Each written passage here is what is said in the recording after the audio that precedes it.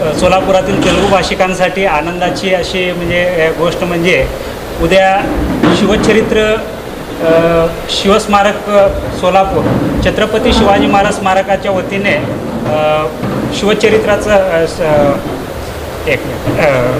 शिवराज्याभिषेक दिनानिमित्त शिवचरित्राचं व्याख्यान होणार आहे। या व्याख्यानासाठी प्रसिद्ध सिने अभिनेते श्री तनकेळी भरणीजी आपल्या सोलापुरात आगमन झालेलं आहे। तर आज आपल्या यंत्रमागधारक संघ येथे पत्रकारांशी संवाद साधण्यासाठी उपस्थित राहिले आहेत। आपल्या सर्व पत्रकार बांधवांचे मी स्वागत करतो आहे। धन्यवाद।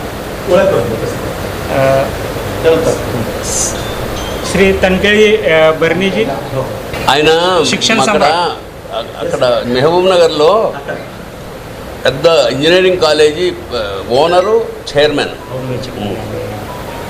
శివకుమార్ గారు గతంలో తెలంగాణ రాష్ట్ర సంగీత నాటక అకాడమీ చైర్మన్గా చేశారు। అకాడమీ చైర్మన్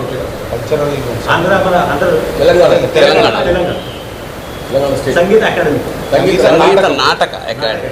మొట్టమొదటిసారి నేను ఇక్కడికి వచ్చినప్పుడు కూడా పెద్ద వేరే రాష్ట్ర మహారాష్ట్ర వెళ్ళిన ఫీలింగ్ ఏం కలిగింది, ఎందుకంటే అంతమంది తెలుగు వాళ్ళు అందరూ ఇక్కడ।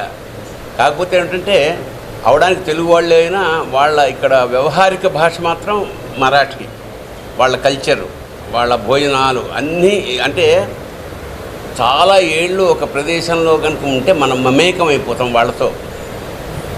అప్పుడు చాలా ఆశ్చర్యపోయా, ఇన్ని లక్షల మంది తెలుగు వాళ్ళు ఇక్కడ వాళ్ళు ఉంటూ వాళ్ళు బతుకుతూ మహారాష్ట్ర అభివృద్ధికి చాలా కృషి చేశారు। పైగా మరాఠా అంటే నాటకాలకి చాలా ప్రసిద్ధి, నాటకాలు థియేటర్, ఎందుకంటే నేను నటుడిని, రంగస్థల నటుడిని కాబట్టి చాలా ఎంజాయ్ చేశాను। అందుకే ఇది నాలుగోసారి వచ్చాను। అంతకుముందు నేను భివండి ఇంకో చోటుకి వెళ్ళాను, అక్కడ కూడా వీళ్ళే ఉన్నారు కదా, మీ వాళ్ళే। అది అంటే ఎప్పుడు గొప్ప అనుభూతి ఉంది కాబట్టి ఇన్నిసార్లు వచ్చాం కదా। సార్ మీరు గొప్ప శివభక్తులు, తర్వాత శివాజీ మహారాజ్ గురించి మీకు ఇంత ప్రేమ ఇంత ఉన్నది, మేము మన పాడ్కాస్ట్లో మీరు చూస్తాం సార్ మీ ఇంటర్వ్యూలో। అయితే శివాజీ మహారాజ్ గురించి మీకు ఎప్పుడు ఆయన గురించి ఆయన మహోన్నత ఎట్లా తెలిసింది? చాలామంది ఏమనుకుంటారంటే ఛత్రపతి శివాజీ మహారాజ్ కేవలం మహారాష్ట్రకే కాదు, మా చిన్నప్పటి నుంచే మొత్తం యావత్ భారతదేశానికి అతని నాయకుడు। ఛత్రపతి అంటే యావత్ భారతదేశం ఒక ఛత్రం కింద తీసుకొచ్చిన మహానుభావుడు ఛత్రపతి శివాజీ। అంచేత మేము చిన్నప్పటి నుంచి అంటే నా బాల్యం నుంచే, నేను ఇప్పుడే ఒక మిత్రుడు అడిగితే చెప్తున్నా, చాలామంది మహారాష్ట్రకి సంబంధించిన మనిషిని కాదు, ఛత్రపతి శివాజీ మహారాజ్ వేషం వేసి శివాజీ గణేషన్, యాక్చువల్గా గణేషన్ ఆయన పేరు, శివాజీ గణేషన్ ఎందుకు పేరు వచ్చిందంటే ఛత్రపతి శివాజీ మహారాజ్ గెటప్ వేసాడు, నాటకాలు వేశాడు కాబట్టి పర్మనెంట్గా, మామూలుగా గణేషన్ అంటే ఎవరు గుర్తుపట్టరు। అట్లాగా ఆయన మన సంస్కృతిని, మన భావాల్ని, మన జాతిని రక్షించిన మహానుభావుడు। అందుకని ఆయన పట్ల ఎప్పుడూ మాకు గౌరవం, ప్రేమ, ఆయన తలుచుకుంటేనే రక్తం ఉప్పొంగుతుంది। అందుకని నెక్స్ట్ జనరేషన్కి ఆయన గురించి ఏదన్నా కొంచెం చెప్పాలన్న ఉద్దేశంతో మా కార్పొరేటర్, బీజేపీ కార్పొరేటర్ గుర్రం సత్యనారాయణ చాలా ఆత్మీయుడు, ఈసారి సభాముఖంగా చెప్తున్నాను, బీజేపీ కార్పొరేట్గా గెలిచినందుకు అభినందనలు తెలియజేస్తూ ఆ కారణంగా నన్ను ఇక్కడ ఆహ్వానించాడు। సరే, నేను మా మిత్రులు మా రవికుమారు, శివకుమార్ ఇద్దరితో కలిసి ఇక్కడికి రావడం జరిగింది। సో శివాజీ భారతదేశం ఉన్నంతకాలం ఛత్రపతి శివాజీ పేరు ఉంటుంది శాశ్వతంగా। మీది ఎన్నో ఇంటర్వ్యూలు చూసిన, కానీ మీకు శివుని భక్తి ఎప్పుడు స్టార్ట్ చేసిందో, మీకు అనుగ్రహం ఎప్పుడు కదా? అంటే మా ఇంట్లో శివారాధన చిన్నప్పటి నుంచే ఉన్నది, కాకపోతే ఏమిటంటే భక్తి అనేది ఏమిటంటే ప్రతి వాళ్ళ జీవితంలో ఒక భాగమే కదా। నేను సినిమా ఇండస్ట్రీకి వచ్చిన తర్వాత ఒక దుర్ఘటన, కేరళలో జరిగిన దుర్ఘటనలో చాలామంది అయ్యప్ప దగ్గర శిఖరం కూలిపోయి చాలామంది చచ్చిపోయారు। అప్పుడు నాకు కలిగిన ఆవేదనలో చాలా ఆటగదరా శివ అని కావ్యం రాశాను. అది పాపులర్ అయింది. అలాగా శివభక్తి నాకు ముందు నుంచి ఉంది, కానీ కొంచెం సెలబ్రిటీ అయ్యేటప్పటికి అది కొంచెం ఎక్కువ ప్రచారమై నాకన్నా మంచి చాలా గొప్ప శివభక్తులు చాలామంది ఉన్నారు.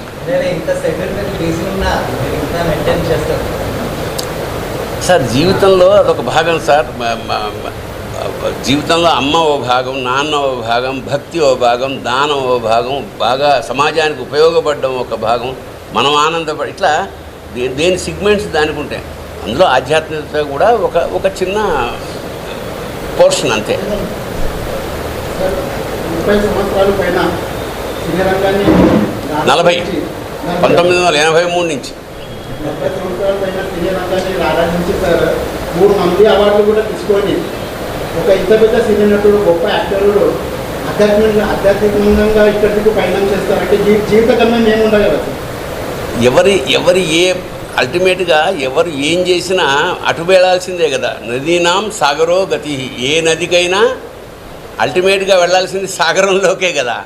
అదే నాది శివతత్వం, అటు శివుడి వైపు లాగింది అంతే. మన ప్రత్యేకత లేదు, ఆయన అనుగ్రహం. కాకపోతే సినీ రంగాన్ని రాణించినప్పుడు ప్రపంచంలో కూడా ఎన్నో అడ్డదారిలోకి వెళ్తుంటారు, మీరు మాత్రం సాధిస్తున్నారు. ఎవరి భక్తి వాళ్ళకు ఉందండి. మనకంటే అన్ని ప్రచారంకి రావు. ఇప్పుడు నేను పాటలు రాస్తాను కాబట్టి ఓ శివతత్వం ఉందని. ఇప్పుడు వెంకటేష్ గారు ఉన్నారు హీరో, ఆయన రమణ మహర్షికి చాలా భక్తుడు. అతను ఎవ్వరికి తెలియకుండా సైలెంట్గా వెళ్ళి వచ్చేస్తుంటాడు. అలాగే రజనీకాంత్ అరుణాచలం వెళ్ళి వస్తుంటాడు. రజనీకాంత్ రాఘవేంద్ర స్వామి భక్తుడు. అలాగే మా రాఘవేంద్రరావు గారు తిరుపతి వెంకటేశ్వర స్వామి. చాలామంది ఉన్నారు ఇండస్ట్రీలో. అంటే మానసిక సంతృప్తి కోసం భక్తి. ఇది బయట వేషం ఏదైతే ఉందో అది భుక్తి, ఇది భక్తి. నెక్స్ట్ నాని అనే హీరో, ఆయన శ్రీకాంత్ డైరెక్టరు. అతని సినిమా ప్యారడైజ్ అని ఒకటి చేస్తున్నాను. చాలా చాలా మంచి వేషం. అలాగే చేనేత కార్మికుడిగా ఒక సినిమా చేస్తున్నాము. అందులో నేను చేనేత కార్మికుడిని, నా మనవడు వాడు అదే నేస్తూ ఉంటాడు. ఆ బ్యాక్డ్రాప్లో ఒక లవ్ స్టోరీ చాలా గొప్పగా వస్తుంది. నేను దాని గురించి ప్రస్తావన చేద్దాం అనుకుంటున్నాను. ఎందుకంటే ఆ సినిమాకి మీరు ఎలా ఉపయోగపడతారు, లేదా మీ కమ్యూనిటీ గురించి ఆ సినిమాలో అంత బాగా చెప్పాం కదా, అది మ్యూచువల్గా ఎలా వర్కౌట్ అవుతుందో నేను భవిష్యత్తులో మీతో కూర్చొని మాట్లాడదాం అనుకుంటున్నాను. సోలాపురంలో మన తెలుగు వాళ్ళు కూడా ఇంత పెద్దగా అంతా సాధిస్తుంది సార్. ఇప్పుడు ఎమ్మెల్యేలు, ఎంపీలు సోలాపురంలో ఉన్నారు సార్. ఎంపీ కూడా కావాలని కోరుకుంటున్నాను. అదే మళ్ళీ రండి, ఏముంది. ఎందుకంటే మన వాళ్ళు నాకు ఒకటే, ఎక్కడున్నా సరే మన తెలుగు వాళ్ళు ఒక యూనిటీగా ఉంటే. ఇవాళ ఇప్పుడు నేను ఆసుపత్రికి వెళ్ళి వస్తున్న 60 ఏళ్ల క్రితం తయారు చేసిన పెట్టిన ఆసుపత్రి మార్కండేయ అసహకారి ఆసుపత్రి ఎంత వైభవంగా ఉందండి. అలాగా ఎక్కడికి వెళ్ళినా సరే మన తెలుగు వాళ్ళు వాళ్ళ ఉనికిని కాపాడుకుంటూ సమాజానికి ఉపయోగపడుతున్నట్టు చాలా గొప్ప విషయం. సార్ మీరు ప్రధానమంత్రి నరేంద్ర మోదీ గారు కలిశారు సార్, అది అనుభూతి ఎలా ఉంది సార్? అది అప్పుడే రాసి నేను అప్పుడే చెప్పాను కదా. అంటే దేశం కోసం నిస్వార్థంగా ఒక్కరోజు కూడా సెలవు తీసుకోకుండా కష్టపడి మన దేశాన్ని అభివృద్ధి పదం వైపు తీసుకొస్తున్న ఆ మహానుభావుని కలవడం నా జీవితంలో ఒక మరపురాని ఘట్టం. అందుకే ఒక్కటే వాక్యంలో ఆయన చూడగానే, ఆయన ముట్టుకోగానే నా జీవితం ధన్యమైంది అని రాశాను.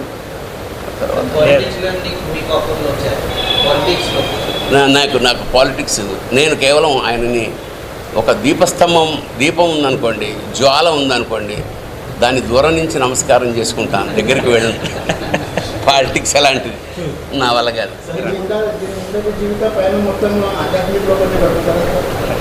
ఏమో తర్వాత వద్దనిపిస్తే నేను ఏం చేయను. అది మన చేతిలో ఏమీ లేదండి. ఎప్పుడు ఏ రూట్ మారుతుందో మనకేం చెప్పగలం. బట్ ఎప్పుడు ఒకటి సత్యం, ఆధ్యాత్మిక జీవనంలో ప్రశాంతత ఉంది. ఎవడైనా ప్రశాంతత కోరుకుంటాడు. అది ఉన్నంతకాలం అలా ప్రశాంతంగానే ఉందామని కోరిక. ఇది కాంట్రిబ్యూషన్ ఏం వెలుగుతోంది, ఇంకా వెలుగుతుంది అంతే. మేము వెనకాల ఉంటాం కదా. మేము ఒక లేదు యాక్టివ్గా అంటే క్రియాశీలంగా మేమేం చేయము, అభిమానిస్తాము. ఆ యజ్ఞంలో మేము ఒక సమిధ అవుతాం అంతే. సార్ 3 సార్లు నంద్యాల సార్ అందులో ఒక రోజు ఎప్పుడు పర్వాలేదు సార్. లేదు సముద్రం పిక్చర్లో చేపల కృష్ణ సార్. అలాగే సార్ మీకు సెంట్రల్ గవర్నమెంట్ గురించి మన పురస్కారం ఇచ్చారు సార్. మనం పనిచేసి కర్మణ్యేవ అధికారస్తే మా ఫలేషు కదానచన అన్నాడు భగవద్గీతలో కృష్ణ పరమాత్మ. మనం పని చేసుకుంటూ పోదాం, వచ్చే ఫలితం వస్తుంది, లేకపోతే రాదు.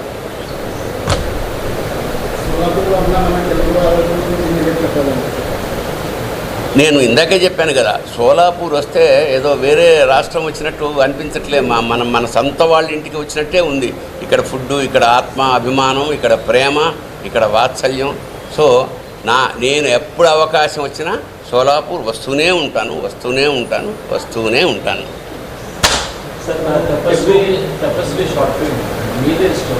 లేదు ఎవరో వేరే ఒక కుర్రాడు చేస్తే నేను ఫ్రీగా యాక్ట్ చేసి పెట్టాను అంతే. లేదు అక్కడ చేద్దాం అనుకున్నాను, కానీ ఇప్పుడు వచ్చిన బాధ ఏమిటంటే ఇది కమర్షియల్ ప్రపంచం.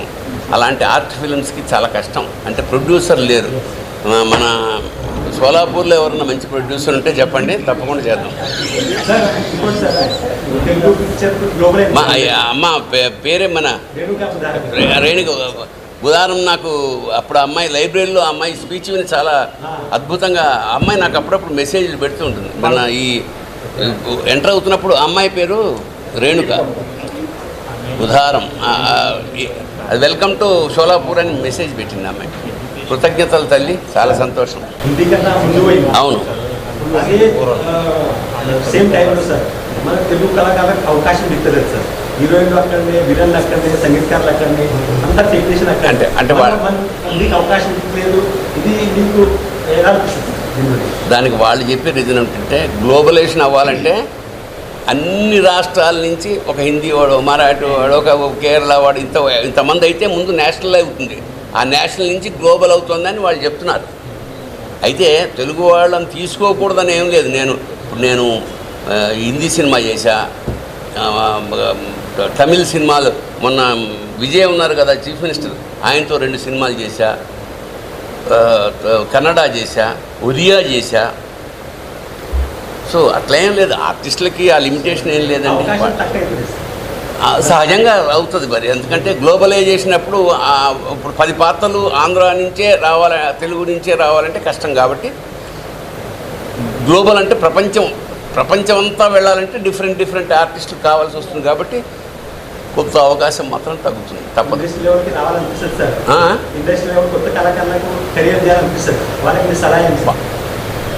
ముందు అసలు ఒక దీక్షగా, అంటే ఇప్పుడు ఏదో ఇవాళ వచ్చి రేపు వెళ్ళిపోతే ఉండదు. ఒక ఇష్టంగా దీక్షగా కృషి చేస్తే సాధించలేదంటూ ఏం లేదు. మేము నాటకాలు 18 ఏళ్ళు వేసి రంగస్థలానికి వచ్చాము.